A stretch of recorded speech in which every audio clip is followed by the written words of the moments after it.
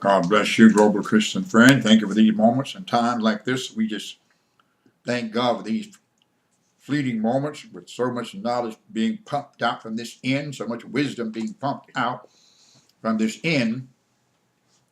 And it's all coming out of your Bible that you have there. It's not about me, not about the world.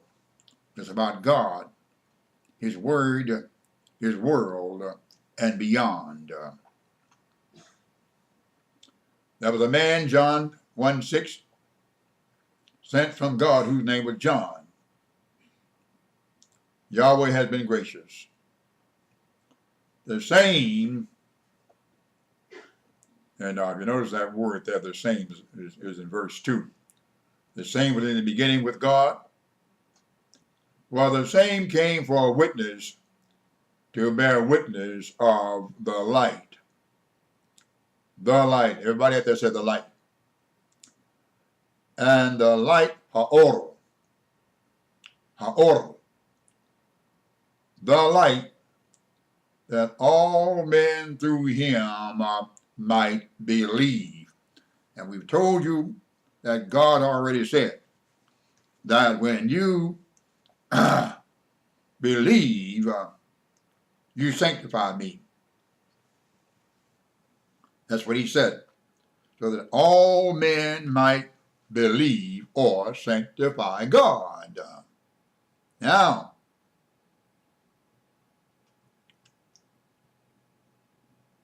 he was not that light, but was sent to bear witness of that light. And you're going to find out that he's going to do this within this same chapter as we continue. You're going to find out also he's going to admit, I'm not the Christ. I'm not the one. But he's going to prove that he bore witness. I want to say one thing, first of all, that the whole creation was robed in darkness. Period. God used darkness as a swaddling band for the whole creation before light came.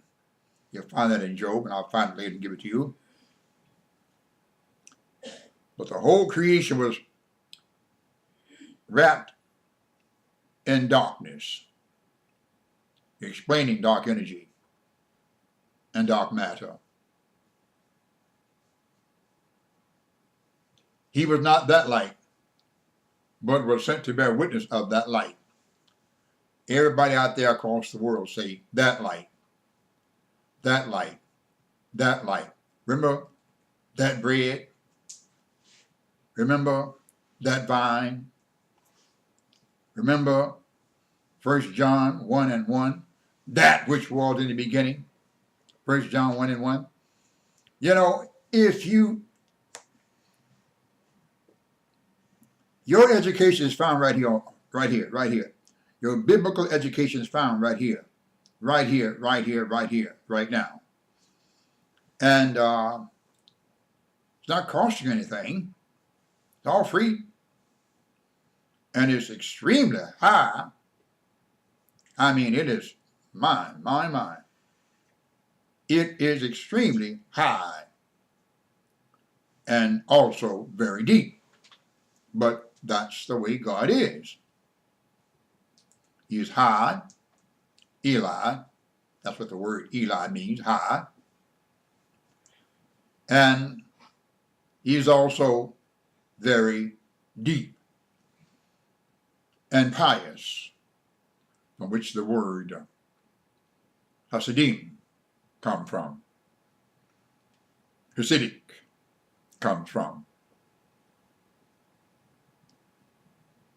That was the true light,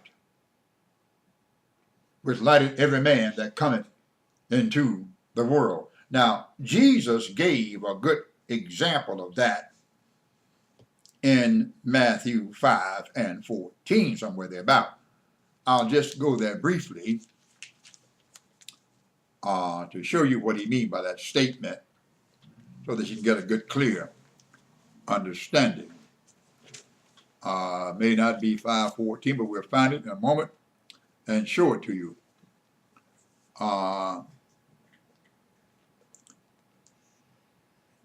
He said in Matthew 5:16, let your light so shine before men that they may see your good works and glorify your Father which is in heaven.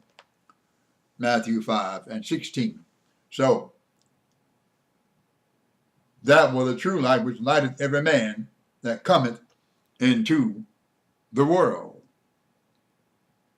In verse 15 of Matthew 5, he said, neither do men light a candle and put it under a bushel, but on a candlestick, and it giveth light unto all that are in the house. The word house here is translated the world. When you're the light of the world, you can't be hid. When you are the light of the world, you need to be the example for everyone in the world, or coming into the world. Jesus himself said, as long as I am in the world, I am the light of the world. And he says here, you are the light of the world. And he that follows me shall not walk in darkness, but shall have the light of life. But he also said, men love darkness rather than light. How come? Because their deeds were evil. He didn't say, he said were evil. You were doomed before you got started. All right. The true light. Everybody out there say the true light.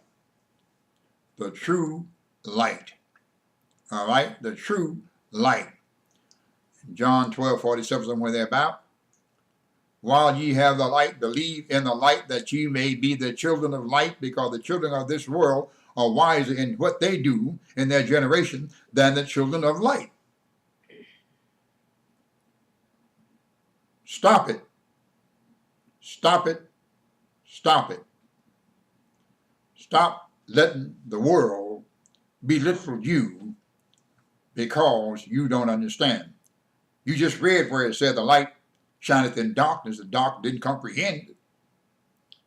Which means that's the same thing as Luke chapter 10, verse 19. You got power over all the power of the enemy. Anything that cannot comprehend you, it means that it will never comprehend you in your weakest magnitude, in your weakest state. Light cannot comprehend darkness. Why? Because there are not the luminous elements that are there to be known or to be seen.